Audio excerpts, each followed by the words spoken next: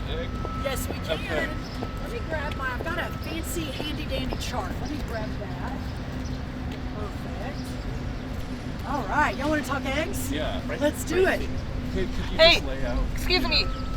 Oh, sorry. Sorry.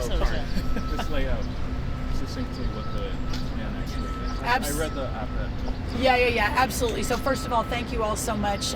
Really great to be here and to get to talk about this. Clearly, one of the key issues facing America today are the egg prices, and the president has made it one of his priorities from minute one that we bring those prices down for consumers while protecting America's farmers. And very quickly, you can see here this chart, the prices of eggs under Biden have just skyrocketed. Under Trump went down a little bit, Obama went up a little bit. So it's more than just the avian flu, but certainly that has been the driver.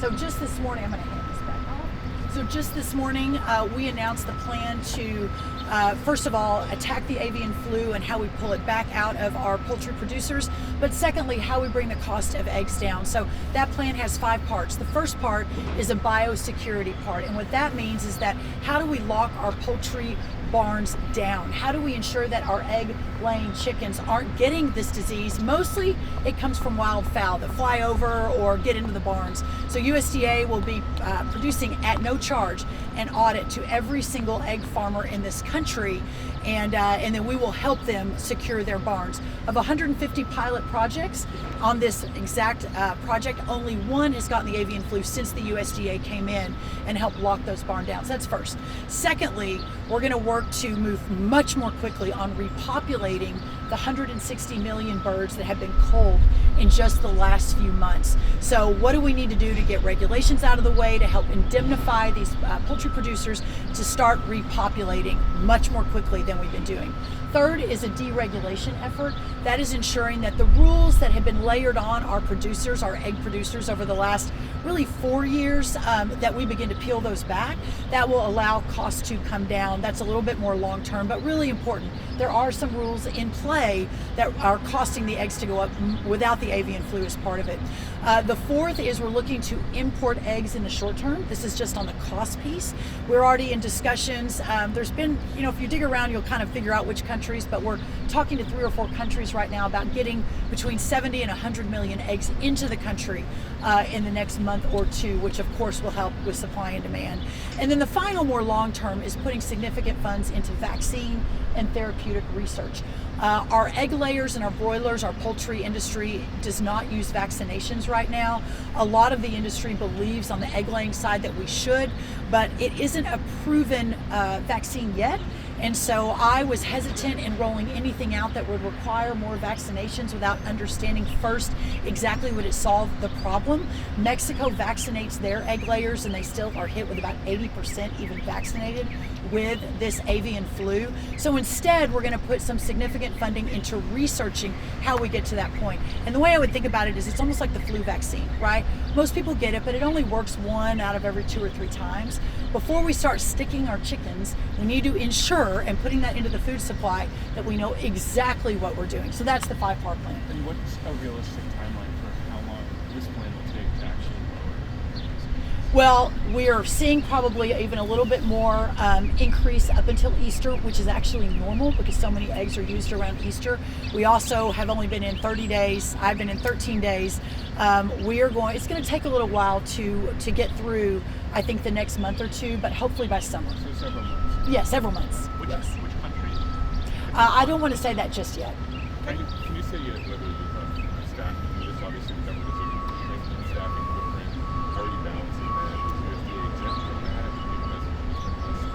on that. Yeah, so I obviously fully support Doge. In fact, I turned in the 5 big things I've done this last week.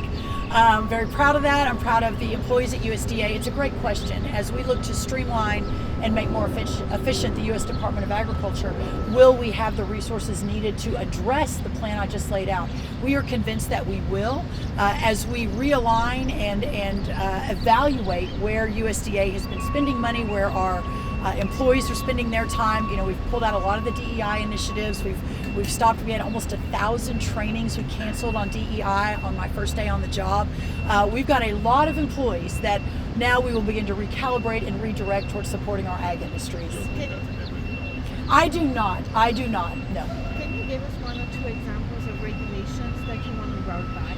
I think that we are looking at specific rules in terms of pricing and transparency, and not that we're not 100% for transparency, but all of that needs to be looked at. The big one, honestly, is Prop 12 in California.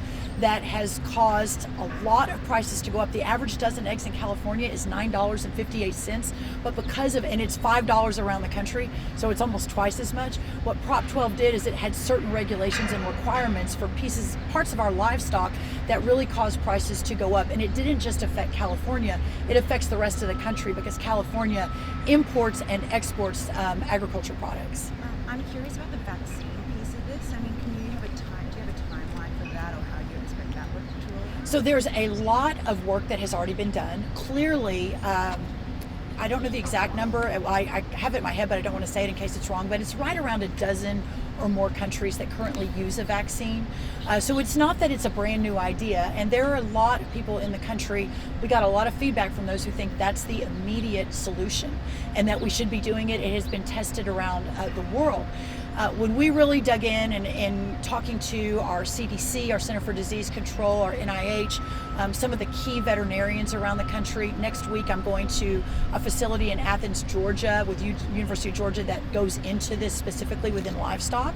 As I do that, a lot of the feedback I got was, as I mentioned, that it could be a solution, but to push that out now and require it, we're just not ready. We don't have enough information, and we need to fully understand how it will affect the food supply. So those are all really, really important questions that I think have to be answered. So we've got $100 million of that $1 billion plan that will be focused specifically on vaccines, but not just on vaccines, on therapeutics. Is there a way to address the avian flu with therapeutics, not just vaccine? Thank you, Secretary. We've got potential tariffs coming in over the course of the next month or two. In the past, retaliatory tariffs have often been American agriculture producers, farmers.